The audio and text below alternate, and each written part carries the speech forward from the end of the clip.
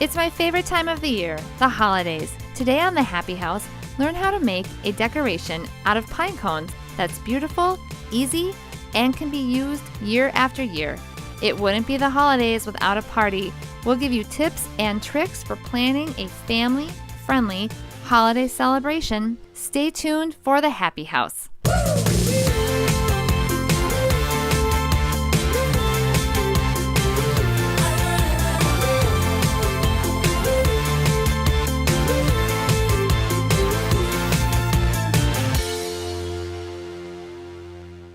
I'm at Tonkadale Greenhouse today with Jessie, and we're going to learn how to make a pinecone chandelier, which is something I have never even heard of, but I've seen a finished product and they are beautiful. Is this going to be hard though? Because I'm not that talented. It's not too difficult, and Okay. we'll make it really simple. Okay. So the main event here are the pine cones. Okay. So we have sugar pine cones.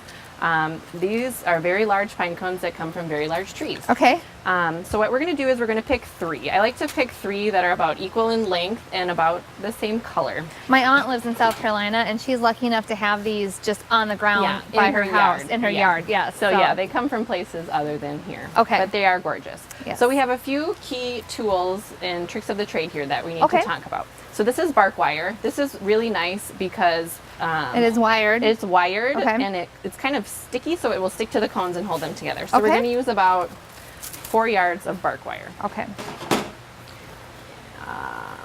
And I cut it with a wire cutter. So it's good to have the right tools. So what I do is I fold it in half.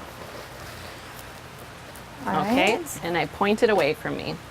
So we're gonna get friendly with our cones. Okay. And we number them. Cone number 1, cone number 2, cone number 3. Okay. This is Perfect. important. It is. So cone number 1 goes right into the middle of our bark wire. How far down do you go? Well, I call these like the cone teeth. So we Okay. go a couple of layers down. We're Okay. gonna just wrap it around the top and twist it nice and tight. I Pretty think tight. that's important to key. know. So Okay. we're still in the middle of our wire. All right. Then we're taking cone number 2. Okay. And notice cone number 2 is a little bit curved. Oh. We're gonna have the curve going out. Okay. So, So we just- does it have to be curved? It just happens Doesn't to. have So if to it be. is, you're saying point it Point it out. Got it. So we buckle up cone number 2 to cone number 1 and go around the top. And we want to kind of end facing where cone number 3 Got will be it. attached. So we're ready to go. And it's good to get them nice and tight. Okay. Then we'll buckle cone number 3. Kind of right. Okay. Even Yep. as even as possible. So Got we're it. kind of making a triangle. Then we go around the top. Get it nice and tight. So 1 is attached to 2, 2 is attached to 3. Now we need to attach cone number 3 to cone number 1. Okay. Otherwise it's kind of loose. And this is key. Okay. So then you go to the inside. Yep, and we'll go around the top. Okay, then we have some extra bark wire. We just snip it off. We'll save it because we Okay. are going to use this for our hanger. So All right. So we've I got think these. I like this piece. Okay, it's a little bit longer. It's a gives little us bit more longer. room. Okay. So now, you know, you kind of saw how we did the wire. So we really have a triangle of wire Okay. going around the cones, and you just open them up, and we're going to make our handle. All right. Does that kind of make Yep. sense? And you just, twist make a it loop. around. So this is where we're going to attach our ribbon hanger. So we have our little hanger All right. set to go. And they can kind of stand up like that. So the next part, and I think the most important part, is to choose your ribbon. I have 2 different ribbons here, Okay. and I'm kind of leaning towards this one. That's the one I was going to pick. Okay. I like how it's a little bit non-traditional, Yeah. not so obvious Christmas colors. And you could decorate it with more fall type stuff and then switch it over Okay. to holiday. Because When- this is kind of like a base, and you can just Yeah. decorate around it. Okay. Yeah, definitely. You buy ribbon by the yard, and we say you need about 7 yards. So I use about 1.5 yards for the hanger. Do you use the trick where like your arm is like a yard? Okay. Yeah, so we have a little extra here, but that's okay. So we just put our ribbon through our hook, Through the hanging loop. Okay. get it even. And then I just tie, you can, you know, depends on how long Sure. you want it to, because it's going to hang. So I want it this long. Okay. So then we have these extra tails here. We'll just trim them off. I do have a trick to show you about finishing off your ribbon ends. Okay. So I just cut it straight. No fancy V's or this scissors. So then to finish off your ends, you just fold it. It's kind of like hemming, hemming something. Oh, Just sure. fold it over. And all of this ribbon is wired, so it Yes. stays really Okay. That was nifty. formed how you want it. So that just kind of gives ribbon a finished edge. That is a good life skill to have. That's pretty otherwise. and simple. I mean, Yeah. So we're going to use this hook okay. and try not to hook it on our eyelids Okay. so we can hang our chandelier. So should you hang it when you decorate it? Is that the easiest way to do it? Okay. I think it is. I mean, if Okay. you don't have this kind of a setup, you can decorate it on a table. but- Okay. Or you could come to a class Yes. here and make it here. But I mean, you're gonna hang it from somewhere, so you Yeah. could just You can hang work it there. right where Right. you're going to hang it. Yep.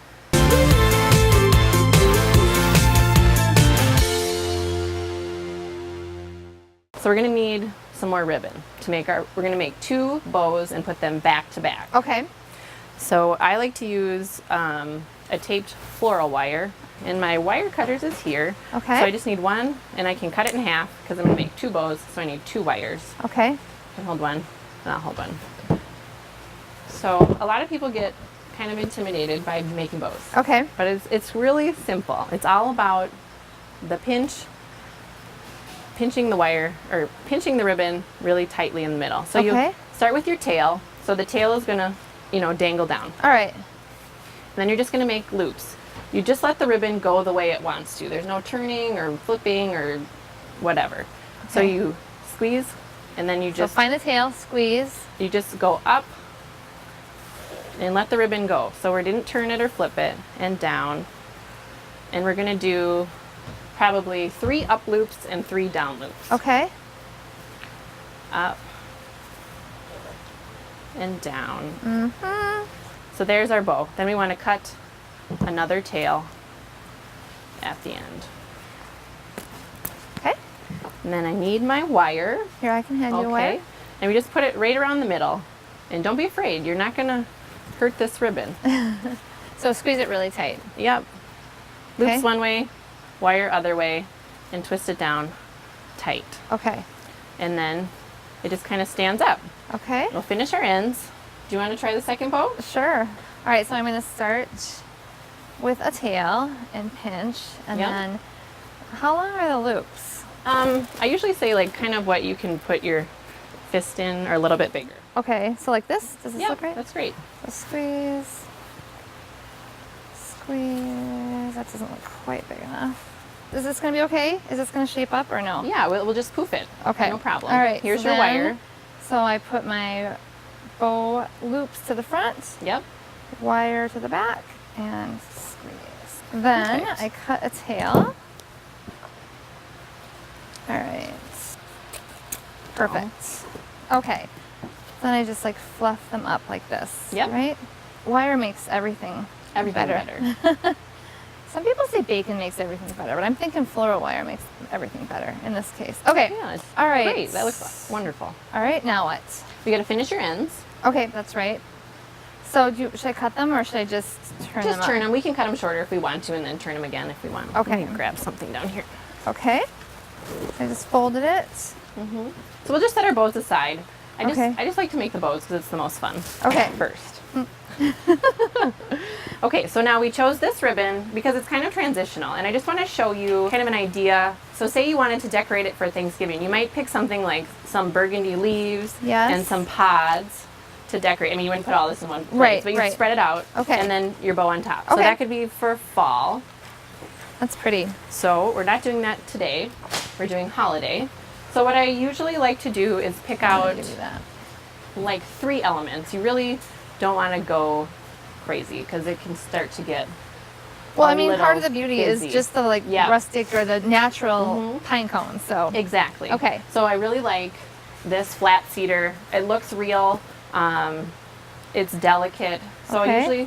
I think we're going to do the flat cedar, the eucalyptus pods, and then a red Okay. berry. okay. So these are kind of our 3 elements. Okay. But you can see, so that would give kind of that look. Or the blueberry, That's pretty. juniper would actually look pretty good with it too. So you could take out, that and do that, Okay. that, and that. Which one do you like better? Ooh. I really like this blue. Okay, let's do the blue. Okay. So next we just we chop up our stems. So I picked, so we're going to decorate 3 parts. 1, 2, 3. So a lot of stems you can get 2 hunks out of. Sometimes, you know, it just depends on how full you want it to be. So we just use our wire cutter. You know, we just need kind of little, like a little stem to glue in. Okay. And some of the stems are a little, oh, that one went okay. So what I usually do is I'll kind of get my bunches ready. So we'll start with our flat cedar, and I kind of bend it because we're going to insert it kind of. And you could actually poke stuff in ahead of time to see what it is going to look like. Kind of try it out. Yeah, try it out. You know, if you really wanted to, you could just poke it in and not glue it. Okay. If you feel like it's going to stay. And like then, if you had it inside versus outside, then you can reuse your pine cones. Then you could, but the glue, it really doesn't hurt it, you know. Right. If you want to change for the next year, you just take the stuff out and it's fine. So I just get some glue globbies. You guys. And is that the official term? I think globbies? it is glue globbies. Yep. And we go to town. All right. You curved it down. Yep. Oops. You'll do the next. Okay. And you know you can put them kind of sticking out at different angles, or it is handy to have it hanging so you can see what it looks like. So are we doing all? Yeah. Are we doing all the greens? Yeah, all the greens first. Okay. And then we'll see how that looks. Okay, so I'm gonna bend it down. And ooh, I like that. Okay, and then like stick it like right. Maybe made in a triangle. Okay, little right section. there. Yep. Okay. Great. And then you have a little room for error with the glue, because I think this is kind of dorky, but the glue looks a little bit like the pinecone sap. Oh, sure. So if you get it all over, it's part of the not look. Really, yeah. I like projects that are forgiving. Need projects like this, yes, where you don't have to be so worried about perfection. Yeah. So then we have our blueberry juniper. Okay. BBJ. Okay. For short. And this is really popular. People love to put blue. This right in here. This is shaping up, I think, right? Yeah, I think we're good on the blue, the BBJ. Okay, so last, you could stop here. Okay. We're going to put some red berries in. You could put something glittery or more dressy if you wanted to, but whatever your style for the holidays is. Okay. So we'll just add our berries, and that's it. Okay, so now we put on our bows. So they're going to be back-to-back bows. Okay. And we'll just attach it to our hook that we made at the beginning. Okay. So we're just going in here and get it snug up real tight, like that. And our wire cutters will trim off. Should we do that first on this or one? You could leave it, because then maybe you want to change out your bow. I don't know. You can leave it. You won't see it. Okay. Let's leave it. All right. And then this one goes like right here. It hugs right in there. Yep. It's kind of hard to get it under there, but okay. I got it. No, I don't. There. It was hiding in the bowl. All right, and then I'm just going to twist it around a couple times. Nice and tight. Perfect. Okay. And then you just edit. That is beautiful. That wasn't that hard. No, not too bad.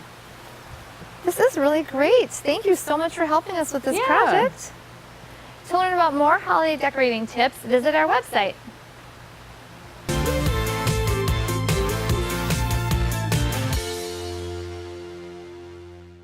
The holidays are the time for parties. There's no question about that.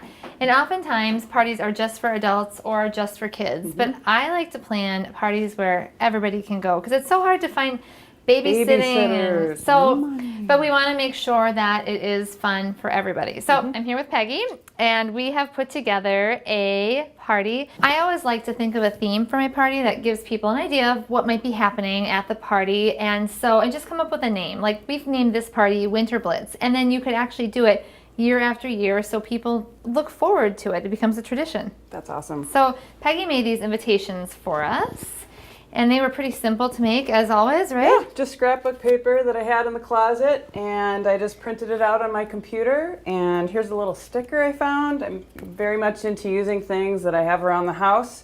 We put Winter Blitz, and you just put the details. We've got baby, it's cold outside, so load the family on up in the minivan and come on over. We'll warm up with hot food and chill out with some cool drinks. very fun. And actually, what I love about this time of year is it's when I have kids parties, I do like to mail invitations because kids like to get them in the mail. Right. This would be really fun to actually hand deliver if you do have time, depending on how big your guest list is. Maybe with whatever holiday card or treat or anything you were going to bring to them anyways. Fun. So Fun. And we put on here, it starts at 7, but it lasts until the little people can't take it any longer. So they know it's for the family. It's Perfect. Adults and kids. Perfect. Okay, so we've got our invites out, and now let's talk about setup, of course. When I host parties for families or grown-ups and kids, I like to create separate areas for each of those groups to be and areas where they can come together. Awesome. So let's talk about, I mean, you have some great ideas for creating basically separate tables for grown-ups and kids. Right. What? So we just kind of have more of an adult theme over here with our cocktails and food and desserts, you know, and then over here we have white butcher table. I just got this from the grocer for free. He was so nice. And I put, butcher paper, and there's crayons over there for the kids to write. They could do tic-tac-toe and... So actually setting up different eating areas, and this is actually a really fun and engaging thing for kids to do. They can color on it, but it also then makes them feel like they're not being sent to the kids' table, which is not a great thing. Yeah. Right. And then when we talk about food, I like to keep food for kids at kid level. That's a good idea. And food for grown-ups at grown-up level. And that allows the grown-ups to relax because they know kids aren't going to get something they shouldn't. Right.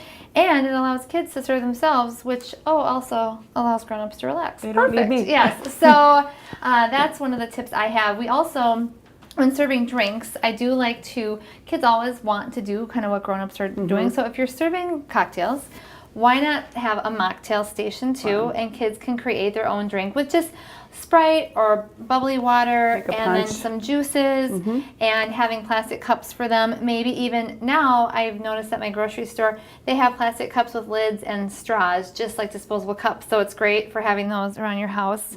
And then drinks for grown-ups, think of 1 or 2 signature cocktails that you want to serve if you do want to serve cocktails, and maybe even just leave the recipe out so people can make their own drinks if they want to. Have it in a big container and people can help themselves. Pre-made, or they can mix it up themselves. So, and then you've made a whole bunch of sort of like finger snacks. Tell us, this recipe is genius, so tell us what's in there. It's so easy and so yummy.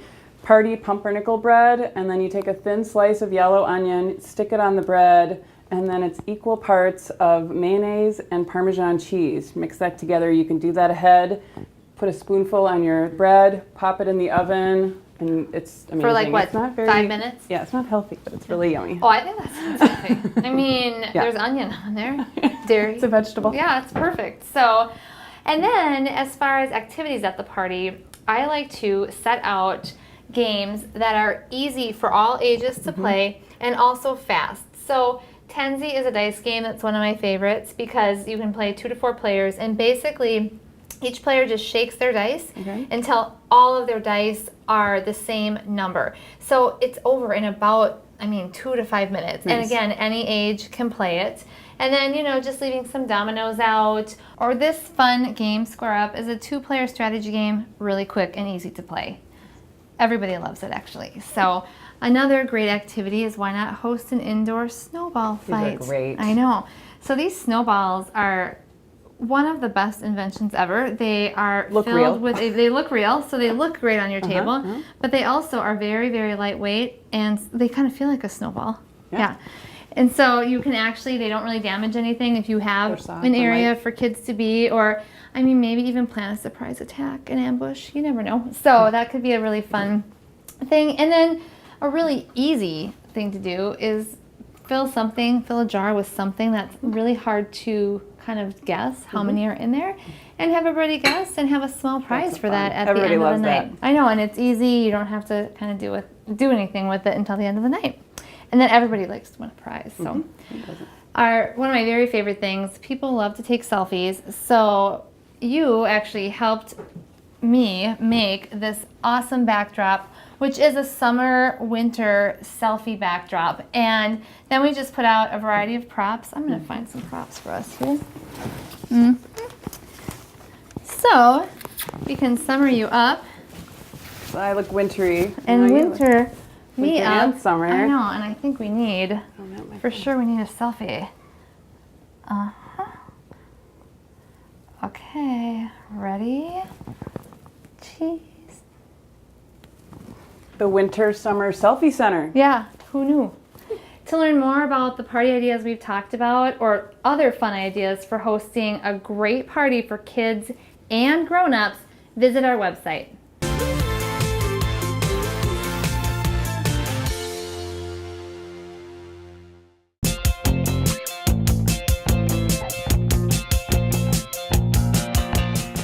I'm at Creative Kid Stuff with today's toy pick, which is this My Giant Busy Box. This box comes with all of the materials you need to make 16 complete projects and is perfect for keeping around the house and pulling out on a rainy day or actually hosting a play date. Each of the projects is clearly explained with picture instructions, and it has all of the parts you need. I'm going to continue working on some things that I've already started here. One of them is this bird tissue art, and I love that this project actually doesn't require any glue. So you simply, you peel off the backing and then crumple whatever color tissue you choose and stick it on there. What's great about that is it isn't messy, but also kids can work in parts, so they could start this project and then come back to it at a different time if they didn't want to finish the whole thing at one time. I've also got this paper bag puppet here, and I've started that. So it's basically a paper bag, and then you're given stickers and all of the different parts. So I'm going to finish my frog by gluing on his eyes. I've got this glue stick.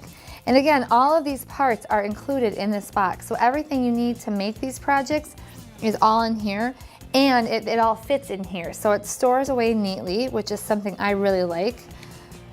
And voila, I have a frog puppet. It also comes with some basic supplies like these toddler crayons, and I love these. These are finger crayons, and children simply put their finger in and then can color using their fingers to draw. Finally, it's got these framed pieces of art that kids can complete. Right here we have the start of a pizza, and kids can add their favorite toppings. I'm gonna put some pepperoni, and I'm gonna put some tomatoes. I like tomatoes on my pizza. Until I complete my pizza picture. The possibilities are endless with this box full of supplies. To learn more about this Busy Box and other craft kits we have, and to register to win a Busy Box for your house, visit our website.